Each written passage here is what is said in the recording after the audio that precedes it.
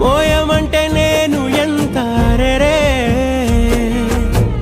చిన్ని గుండె ఉన్నదెంత హాయి నింపి గాలినంత ఊదమంటే ఓ పేరెంత రే కళ్ళు రెండు పుస్తకాలు భాషలేని అక్షరాలు చూపులోనే అర్థమయ్యే అన్ని మాటలు